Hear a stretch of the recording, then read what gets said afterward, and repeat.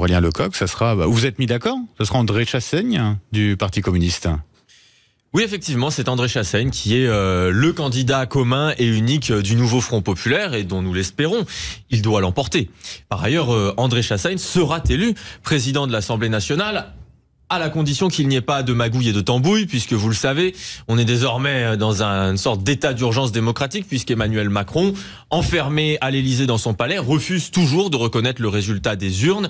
Il le refuse en ayant refusé d'abord la nomination d'un Premier ministre, en refusant de le reconnaître. Vous n'êtes pas mis d'accord sur un nom pour un Premier ministre, donc c'est compliqué pour lui de nommer quelqu'un. En se battant pour magouiller, pour que la présidence de l'Assemblée nationale reste à Yaël Braun-Pivet, elle aussi, amie d'Emmanuel Macron et grand ennemi de la démocratie. Vous êtes ultra minoritaire à l'Assemblée nationale, majorité relative, très relative, 180 députés. Comment vous allez faire justement pour tenir la barre, André Chassaigne, pour cette élection? Plus 180 députés, puisque nous sommes quasiment à 190, mais je crois qu'il faut rappeler quand même quelque chose d'essentiel.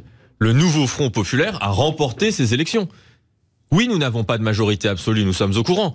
Mais la plus grande coalition à l'Assemblée nationale, celle qui a reçu le plus de députés le soir du second tour de ces élections législatives, celle qui, donc, a remporté les élections, c'est le nouveau Front populaire. Et il faut peut-être rappeler une fois de plus, puisque visiblement le message n'est pas encore suffisamment passé et qu'Emmanuel Macron est encore sourd et se complaît dans son rôle de forçat, Emmanuel Macron a perdu ses élections. Il a été battu, il a essuyé une défaite cinglante, non seulement aux européennes, mais là aussi aux législatives. Et donc, il est impensable, sauf brutalisation, sauf coup de force, sauf coup antidémocratique, que ce soit Yaël Braun-Pivet qui prenne la présidence de l'Assemblée nationale.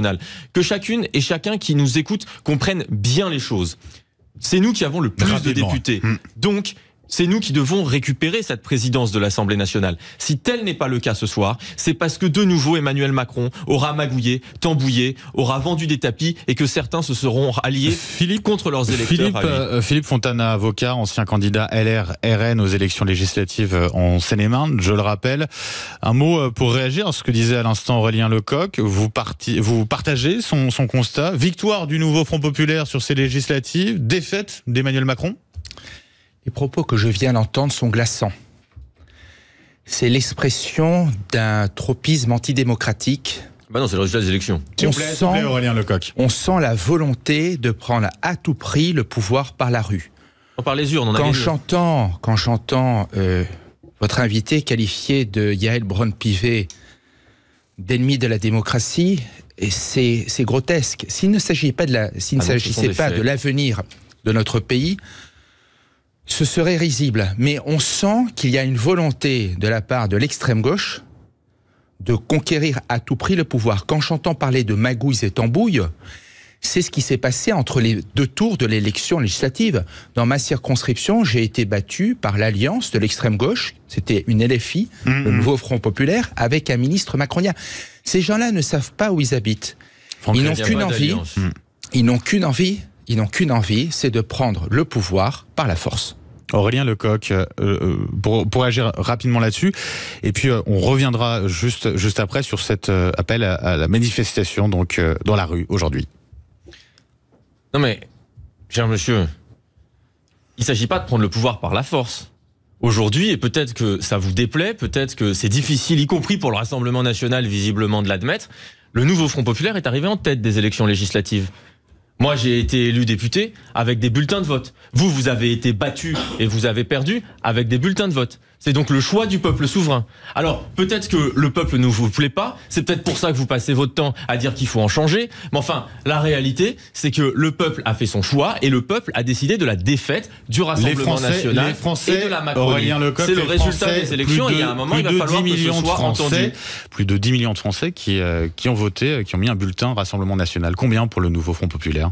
Ben oui, bien sûr qu'il y a un électorat du Rassemblement national, mais lorsque vous regardez, parce que si vous prenez les chiffres et que vous cherchez à les analyser, par exemple, vous pouvez voir que les députés de la France Insoumise font partie de ceux qui sont les mieux élus, parce que oui, il y a eu des retraits au second tour, justement parce que nous ne voulions pas du Rassemblement national, justement parce que nous avons une ligne de conduite qui est claire, et c'est notre mandat, pas un siège, pas une place, pas un poste pour le Rassemblement national. Voté Gérald Darmanin ou Elisabeth Borne. Non, nous n'avons vous pas. Êtes désisté en tout cas. Vous êtes désisté parce que nous sommes responsables et que nous défendons la République. Et que lorsque nous avons en face de nous des partis et des représentants, oui, racistes, qui cherchent à diviser le peuple français, alors nous assumons nos responsabilités et nous nous battons pour qu'il n'y ait pas une place, pas un poste pour le Rassemblement national. C'est ce que nous avons fait et nous l'avons emporté pendant les législatives. Et vous allez faire barrage de nouveau pour l'élection à la présidence de l'Assemblée nationale. Philippe Fontana.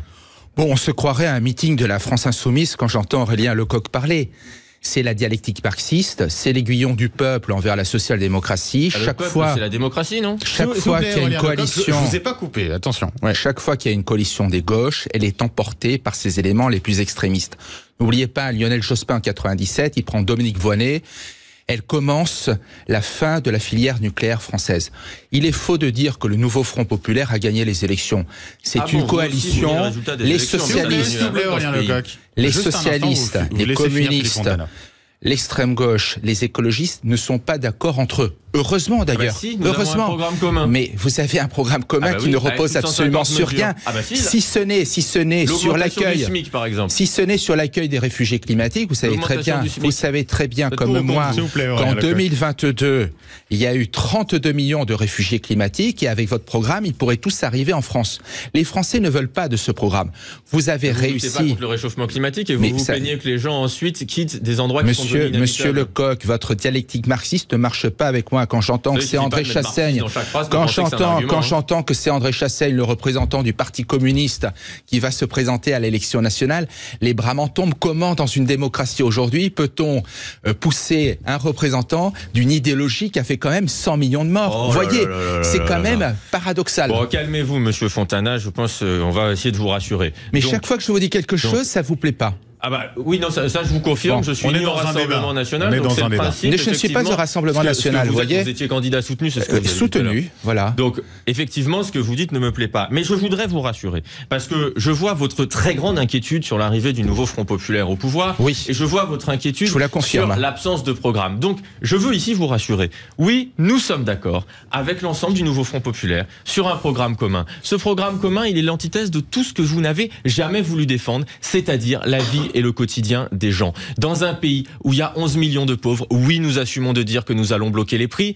Les députés du Rassemblement National avaient voté contre. Les votes, les classes populaires, Aurélien Lecoq vote davantage pour le Rassemblement National. Alors, soit ils vous ont pas compris, soit ils sont pas d'accord avec vous. Non mais c'est vous qui le dites, ça, que les classes populaires votent majoritairement pour le Rassemblement National. Ah bah regardez. Les classes populaires, d'abord, une partie, et c'est un problème, et c'est ce sur quoi nous luttons, et nous sommes les seuls à lutter contre, elles s'abstiennent en grande partie. Justement, les classes populaires, les quartiers populaires, la jeunesse, se sont investis de manière exceptionnelle dans cette élection pour battre le Rassemblement National et pour le programme du nouveau Front populaire. Mais je voudrais juste finir là-dessus, parce qu'il faut que ce soit clair. Nous avons été élus sur un programme, et c'est ce programme que nous allons appliquer. Peut-être que ça fait peur aux amis ultra-riches du Rassemblement National, mais oui, nous allons abroger la retraite à 64 ans et nous battre pour remettre la retraite à 60 ans, bloquer les prix, augmenter les salaires, parce que les Françaises et les Français, aujourd'hui, ils souffrent. Le débat pour devenir un vrai pays communiste. Le débat. Cuba sans le soleil, monsieur, ou le Venezuela sans le soleil. Peut-être que vous, au-delà de vos caricatures, vous êtes heureux que les gens vivent dans la pauvreté, c'est pas notre cas. On revient dans Sud Radio, 9h30, voilà, avec le micro ouvert, c'est bien mieux, effectivement. On parle de politique et de la rue ce matin dans notre débat du jour avec nos invités. Philippe Fontana, avocat, ancien candidat LR, Rassemblement National aux élections législatives en Seine-et-Marne. Et puis Aurélien Lecoq, député LFI, Nouveau Front Populaire du Nord. Nous sommes le 18 juillet, ça veut dire quoi? Ça veut dire rentrer les classes pour les députés, notamment pour vous. Donc Aurélien Lecoq, à 15h tout à l'heure. Et puis dans le même temps, mobilisation dans la rue à l'appel de la CGT, de syndicats étudiants, je le disais, de syndicats lycéens, et puis de l'ensemble des partis de gauche. Est-ce que vous-même, Aurélien Lecoq, vous avez rendez-vous à 15h à l'Assemblée nationale, est-ce que vous ferez un passage par ces manifestations, cette manifestation à Paris ? Oui, bien sûr, je serai aux côtés des étudiants, des lycéens, des syndicalistes qui se mobilisent pour faire respecter leur victoire et pour faire en sorte que Macron arrête de fermer les yeux, d'ignorer, de contester le résultat des urnes. Je l'ai dit tout à l'heure. On est dans un état d'urgence démocratique. Le peuple a voté. Le peuple s'est exprimé. Le peuple a donné la victoire au nouveau Front populaire et a décidé de battre Emmanuel Macron et la Macronie. Et dans cette situation-là, Emmanuel Macron, le président de la République française, refuse de reconnaître le résultat des urnes et veut brutaliser les institutions jusqu'à magouiller pour imposer sa candidate à l'Assemblée. Donc vous il faut nous l'avez la dit, mobilisation. Ça, déjà Aurélien Lecoq, concrètement, vous vous retrouvez où? Place de la République? Pour aller où? Place de la République à 12h, je crois que c'est un rassemblement. En tout cas, toutes celles et ceux qui nous entendent et qui sont disponibles sont les bienvenus pour venir défendre leur souveraineté et leur victoire. Avec l'idée de filer ensuite de l'Assemblée nationale, de s'en rapprocher ou pas? Honnêtement. Je sais pas, ce sont les syndicats qui organisent le rassemblement. Moi, j'ai compris qu'il y avait un rassemblement à 12h, place de la République. J'y serai et ensuite je serai bien sûr à l'Assemblée nationale pour éviter le coup de force d'Emmanuel Macron, puisqu'on sait que Yaël Braun-Pivet fait tout ce qu'elle peut jusqu'à discuter avec le Rassemblement national. On retrouve là l'alliance des macronistes et des racistes pour essayer de nouveau de conserver leur petit bout de pouvoir. Philippe Fontana, j'entendais tout à l'heure Aurélien Lecoq qui disait voilà, on veut répondre au coup de force d'Emmanuel Macron. Est-ce que vous avez l'impression qu'il y a un risque ici aussi de coup de force dans la rue? Oui, alors d'abord je voudrais dire que répéter 100 fois un mensonge ne le rendra pas vrai. La gauche, et heureusement, la gauche alliée à l'extrême gauche est toujours minoritaire en France. Mais la première force de coalition... Maintenant, s'il vous plaît, vous allez laisser parler. Il suffit de se reporter au Code du travail pour lire la définition du rôle d'un syndicat. C'est de défendre exclusivement les droits moraux et matériel de ses adhérents. Que ce que va faire la CGT dans la rue? Ce n'est pas son rôle. Par contre, peut-être que M. Lecoq va nous parler de son ami Jean-Paul Delescaux, le secrétaire général de la CGT dans le Nord, dont il est élu, qui a été condamné par un tribunal démocratique à 1 an de prison pour apologie du terrorisme. Comme par hasard, c'est l'union sacrée entre la CGT et LFI sur l'antisémitisme. À l'instant, M. Lecoq parlait de l'alliance fantasmée entre Yaël Braun-Pivet, ça doit lui déplaire, et ce qu'il qualifie de raciste. Non, les antisémites, c'est LFI. La menace pour la démocratie, c'est LFI. La collectivisation, c'est LFI.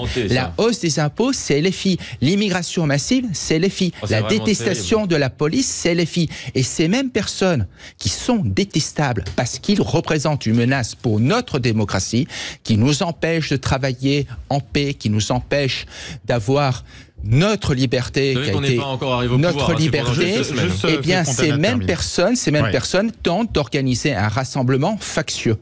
Aurélien Lecoq, vous répondez dans un instant. Juste, on va au standard 0826 300 300. On a du monde, on va essayer d'en prendre le plus possible. Julien de l'Essonne. Bonjour Julien. Oui, bonjour Benjamin, bonjour tout le monde. Et bienvenue. Bon c'est chaud le débat. Vous voulez réagir? Oui, moi je voulais réagir. Je voulais déjà, ce que je ne comprends pas, c'est pourquoi la CGT appelle à cette manifestation alors qu'elle s'est fourvoyée avec la Macronie pour justement battre le Rassemblement national, sous prétextant que le Rassemblement national était le pire des dangers qui puisse arriver, mais le vrai ennemi de la CGT, il faut arrêter de se leurrer, il faut arrêter de se mentir, c'est la Macronie, c'est le néolibéralisme, c'est le tout pouvoir à la grande finance bancaire qui exploite vraiment le peuple. Et si un jour la gauche va se demander et pourquoi est-ce que le peuple travailleur ne nous suit plus, c'est parce qu'il se trompe de combat, il se trompe, il tape à côté de la cible, complètement à côté de la cible. Et pour moi, ils ont perdu toute légitimité à défendre les travailleurs. Voilà. Julien, merci. Réaction dans un instant. Juste le temps de prendre Olivier qui nous appelle de Bordeaux. Bonjour Olivier. Oui. Bonjour à tous, merci de m'accueillir. Avec grand plaisir. Rapidement, dites-nous. Quel débat intéressant. D'abord, sur le rôle des syndicats, moi je rappelle que tout est politique, hein, le prix du ticket de métro, du pain, tout est politique. Donc que les syndicats se mêlent de politique, c'est tout à fait leur rôle, puisque la politique influe sur le sort des salariés. Et d'ailleurs, c'est bien les politiques qui organisent en partie et qui siègent dans les réunions paritaires. Donc ça, c'est la base. Dire que le syndicat n'a rien à faire là-dedans, c'est complètement fou. Ensuite, moi, je voudrais rappeler aux uns et aux autres que c'est bien en allant dans la rue qu'on a obtenu les dangers payés, par le Front populaire d'ailleurs, entre autres, et toutes sortes de droits. Hein. Moi, je connais pas un politique qui se lève le matin et qui donne des droits aux travailleurs, et tous les gens qui sont autour de la table ont pris les congés payés qu'ils ont obtenus grâce aux syndicats. Donc, il faut rappeler le rôle des syndicats dans ce pays et l'importance d'aller dans la rue pour obtenir ce qui nous est dû. Voilà. Alors maintenant, Monsieur Macron ne veut pas reconnaître le résultat des urnes. Juste un truc, parce que ça, c'est important. Allez-y. Moi, je me souviens que Monsieur Macron, il a constitué un gouvernement avec moins de députés la dernière fois et que personne n'est allé lui dire qu'il n'avait pas gagné.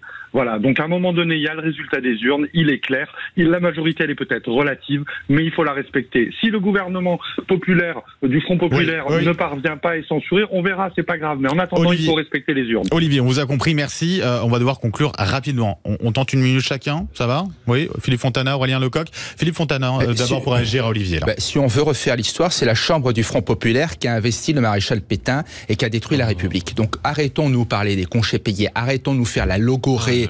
Et c'est comme ça. Malheureusement, l'arrivée de l'extrême gauche au pouvoir, c'est l'arrivée de la dictature. Il faut que les Français le comprennent.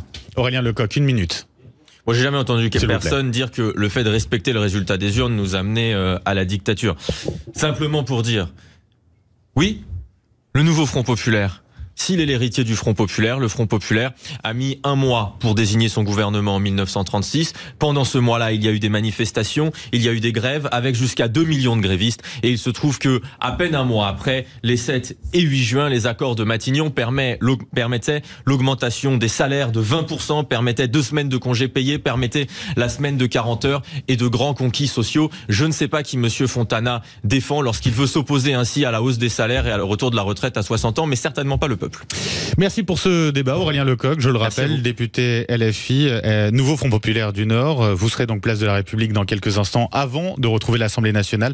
Un grand merci aussi, Philippe Fontana, avocat, ancien candidat LR-RN aux élections législatives en Seine-et-Marne. Et puis un grand merci aussi à Julien Olivier d'avoir réagi au 0826 300 300.